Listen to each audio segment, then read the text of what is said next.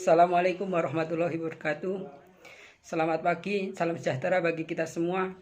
Yang terhormat Rektor Unub Blitar Profesor Dr. Haji Muhammad Zainuddin MPD. Yang saya hormati Dekan Fakultas Ilmu Eksakta Ibu Lestari Ningsih MPT. Yang saya hormati Pelaksana Tugas Kaprodi Matematika Ibu Widiarini MPD. Yang saya hormati jajaran dosen Prodi Matematika Unub Blitar, terkhusus Ibu Rahmadania Abadita SSI MPD selaku dosen pengampu mata kuliah seminar skripsi.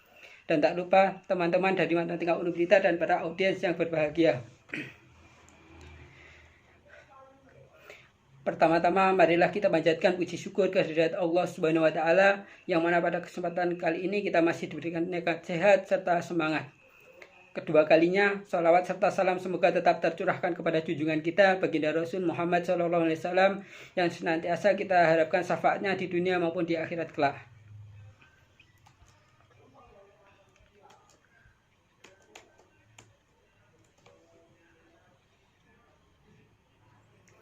Teman-temanku yang berbahagia, sektor pariwisata merupakan salah satu sektor yang memiliki peranan penting bagi pendapatan suatu negara. Tingginya tingkat pertumbuhan ekonomi dunia, peningkatan pendapatan penduduk dunia, dan ditunjang dengan kemajuan teknologi yang semakin pesat mendorong industri pariwisata berkembang semakin pesat. Kota Blitar secara umum tidak memiliki sumber daya alam yang melimpah untuk dijadikan sumber pendapatan daerah. Oleh karena itu, salah satu upaya pemerintah untuk meningkatkan pendapatan daerah yaitu dengan mengembangkan sektor pariwisata di bidang wisata kebudayaan dan keindahan alam. Salah satunya adalah pengembangan objek wisata Makam Bung Karno yang dilakukan dengan menambah luas kawasan wisata, dan pemerintah juga membangun Pustakaan Bung Karno di kawasan wisata ini pada tahun 2003. Penambahan fasilitas perpustakaan Bung Karno sekaligus Museum Bung Karno di kawasan wisata Makam Bung Karno merupakan suatu upaya untuk menambah atraksi wisata. Hal ini berimplikasi pada peningkatan jumlah wisatawan di objek wisata Makam Bung Karno. Oleh karena itu, diperlukan suatu prediksi atau peramalan dengan analisa perhitungan yang tepat dan akurat berdasarkan data kuantitatif sebagai salah satu bahan pertimbangan dalam meningkatkan fasilitas pelayanan.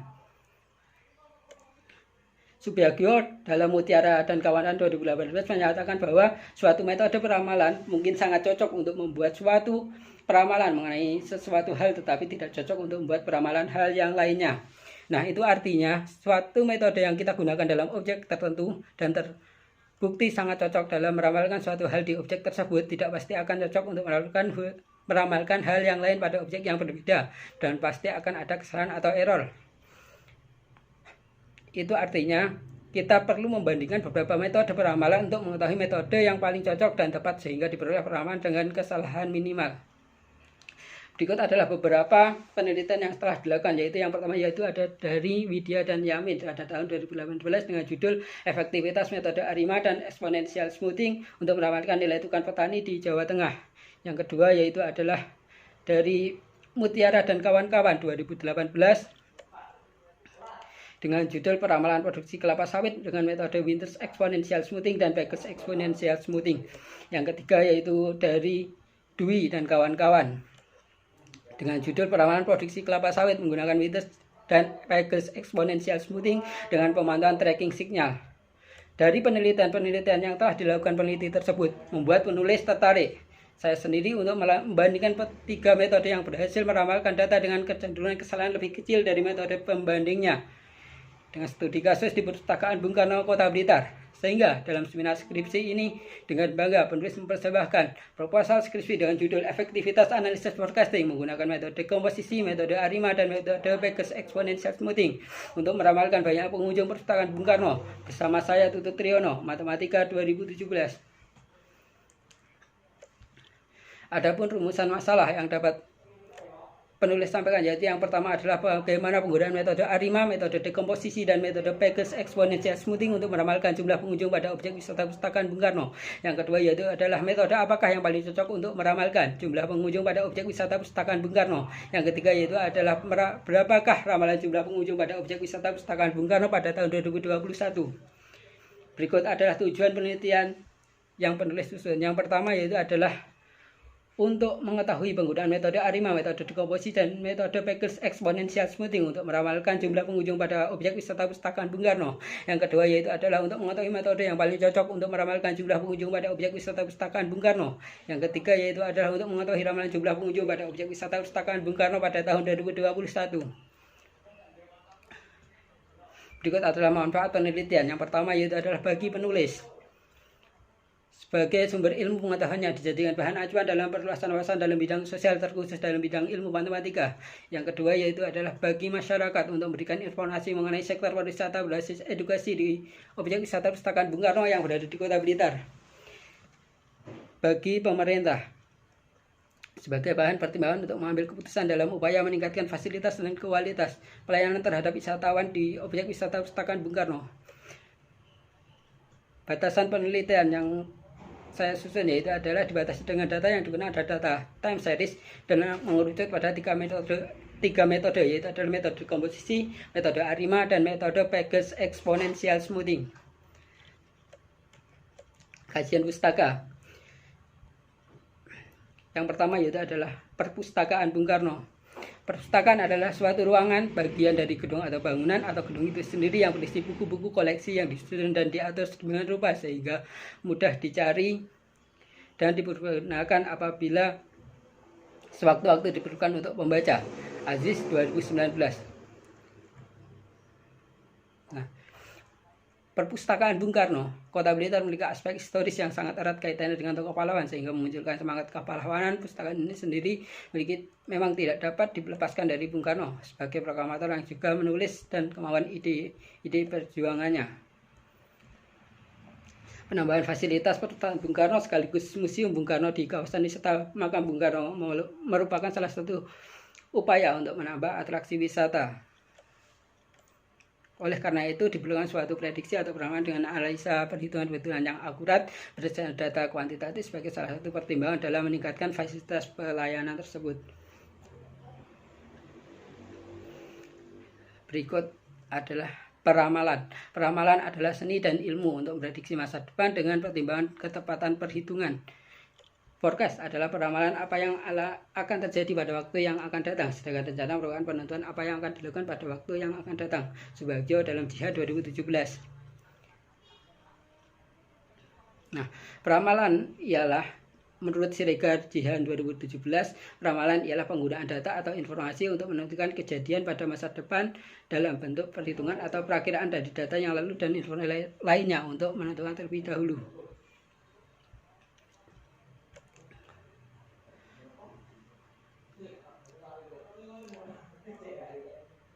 Subagio dalam Mutiara 2018 dapat kita artikan, itu artinya satu metode yang kita gunakan dalam objek tertentu dan terbukti sangat cocok dalam menentukan ramalan suatu hal di objek tersebut tidak pasti akan cocok untuk meramalkan hal yang lain pada objek yang berbeda dan pasti akan ada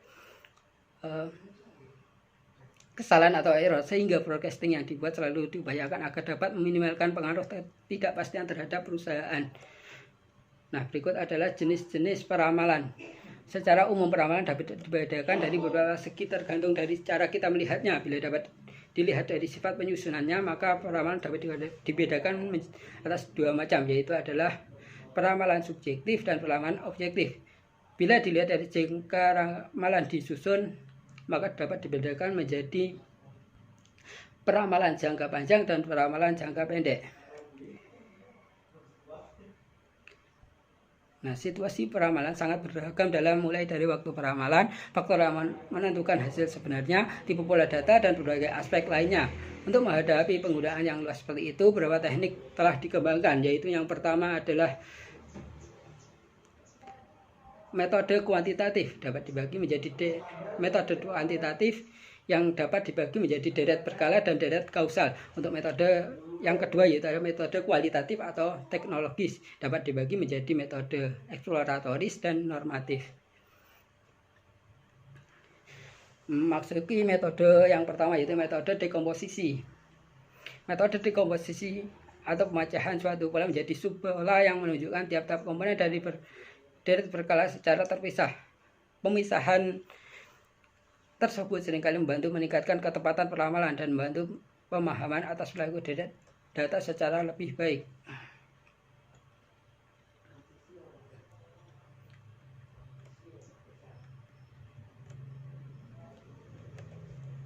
Metode dekomposisi merupakan suatu metode ramalan yang menggunakan 4 komponen utama dalam meramalkan nilai masa depan. Keempat komponen tersebut antara lain adalah tren, musiman, siklis, dan error. Metode dekomposisi dilandasi oleh asumsi bahwa data yang ada merupakan gabungan dari beberapa komponen. Secara sederhana digambarkan sebagai berikut. Data sama dengan pola plus error. Nah, konsep dasar dalam pemisahan tersebut bersifat empiris dan tetap. Yang mula-mula dipisahkan adalah pola musiman, lalu tren, dan akhirnya siklis yang dikemukakan oleh Makridakis dalam Valdi 2019. Sedangkan komponen kesalahan atau error diasumsikan sebagai perbedaan dari kombinasi komponen tren, siklis, dan musiman dengan data sebenarnya. Berikut ini adalah persamaan dari dekomposisi. Lanjut di metode ARIMA. Metode ARIMA memadukan unsur dalam model autoregresif dan moving average. Kelebihan dari metode ARIMA ini adalah memiliki sifat yang fleksibel, mengikuti pola data, memiliki tingkat akurasi peramalan yang cukup tinggi, dan cocok digunakan untuk meramal sejumlah variabel dengan cepat, sederhana, akurat, dan murah. Karena hanya membutuhkan data historis untuk melakukan peramalannya. Kolker, ARIMA, Amira, dan kawan-kawan 2014.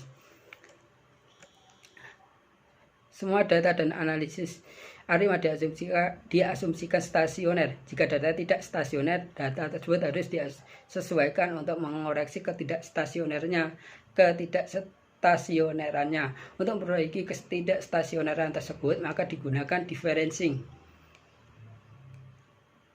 Nah, inilah yang menjadi sumber dari I dalam model ARIMA. Model Bogd-Jensen ARIMA dibagi menjadi 3 kelompok, yaitu metode autoregresif atau AR, moving average MA, dan model campuran ARMA, autoregresif moving average, yang mempunyai karakteristik dari 2 model pertama. Berikut adalah model pertama, yaitu model R atau autoregresif. Selanjutnya yaitu adalah model MA atau model moving average, dan ketiga adalah model autoregressive moving average. Ini gabungan dari model R dan model MA. Untuk model autoregressive integrated moving average atau ARIMA, ini adalah penerapan dari model ARMA dan ARMA, menunjukkan bahwa data sudah memiliki sifat stasioner, tetapi pada kenyataan seringkali terdapat data yang tidak stasioner. Untuk mencapai kestasioneran tersebut, maka perlu dilakukan proses differencing sebanyak D kali akan menjadi stasioner. Maka data dikatakan non stasioner homogen tingkat D. Dengan demikian, apabila data telah stasioner pada differencing sebanyak D kali dan akan mengaplikasikan ARMA PH, maka model yang dihasilkan adalah ARIMA PDH.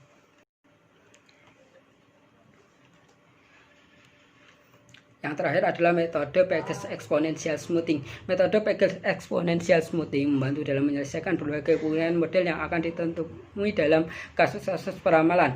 Nah, metode ini terdiri atas 2 model, yaitu model multiplikatif dan model aditif. Untuk model multiplikatif digunakan apabila plot data asli menunjukkan fluktuasi tren dan musiman terlihat berubah-ubah. Untuk model aditif dilakukan jika plot data asli menunjukkan fluktuasi tren dan musiman yang relatif stabil.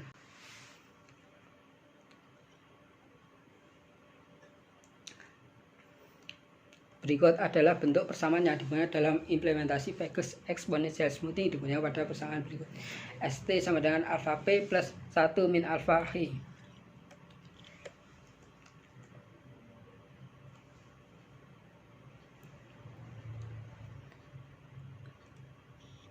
Ukuran ketepatan metode peramalan. Metode peramalan yang ada belum tentu cocok untuk setiap data, karena tidak ada suatu metode peramalan yang paling cocok digunakan untuk membuat peramalan. Suatu metode peramalan mungkin sangat cocok untuk membuat peramalan mengenai suatu hal, tapi tidak cocok untuk membuat peramalan hal yang lainnya. Menurut Subagio dalam Mutiara dan 2018, meskipun suatu jumlah kesalahan peramalan tidak dapat dihindari, namun tujuan peramalan agar kesalahan peramalan dapat diminimalisir. Mean absolute present error MAP merupakan ukuran ketepatan relatif yang digunakan untuk mengetahui presentasi penyimpangan hasil peramalan. Sungkawan kawan-kawan Mutiara 2018. Suatu metode mempunyai kemampuan peramalan sangat baik jika nilai MAP berada di bawah 10% dan mempunyai kemampuan peramalan baik jika nilai MAP berada di atas 10% dan 20%. Halimi Mutiara DKK 2018. Berikut adalah persamaan untuk menentukan MAP. Memasuki bab ketiga, yaitu adalah metode penelitian. Yang pertama yaitu adalah identifikasi masalah. Identifikasi masalah dimulai dari studi pustaka, dari penelaahan yang dilakukan muncul ide dan dijadikan landasan untuk melakukan penelitian. Yang kedua yaitu adalah perumusan masalah. Dari hasil penelitian sumber pustaka, maka permasalahan yang dapat dirumuskan adalah bagaimana penggunaan metode dekomposisi, metode ARIMA, dan metode Peirce exponential smoothing untuk meramalkan banyaknya pengunjung pada objek wisata Pustakaan Bung Karno. Metode manakah yang cocok untuk forecasting banyak pengunjung pada objek wisata Pustakaan Bung Karno? Setelah berapakah forecast atau peramalan banyak pengunjung pada objek wisata Pustakaan Bung Karno pada tahun 2021? Observasi. Yang ketiga adalah observasi. Setelah permasalahan dirumuskan, dilakukan survei dan pengumpulan data di Dinas Pariwisata Kota Blitar atau Badan Pusat Statistik atau BPS Kota Blitar yang berupa data kuantitatif, yaitu laporan banyak pengunjung pada objek wisata Pustakaan Bung Karno pada tahun 2015 sampai dengan tahun 2019. Yang keempat yaitu ada analisis data. Yang pertama kita hitungkan dari data yang kita peroleh, kita hitung metode dekomposisi sesuai dengan kajian pustaka. Yang kedua yaitu adalah metode ARIMA, dan yang ketiga adalah metode Peirce exponential smoothing. Sebagai kriteria pemilihan forecast terbaik,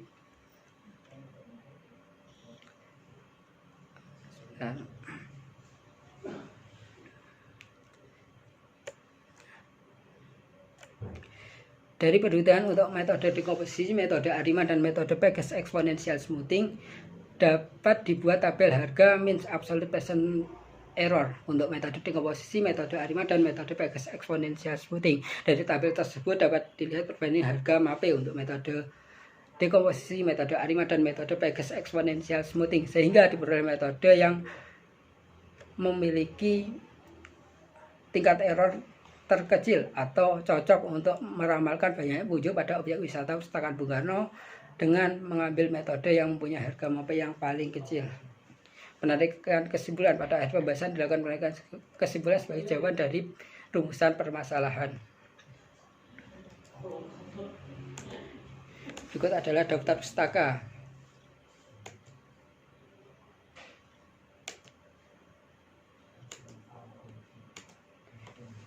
Demikian presentasi dari saya, kurang lebihnya mohon maaf. Wassalamualaikum warahmatullahi wabarakatuh.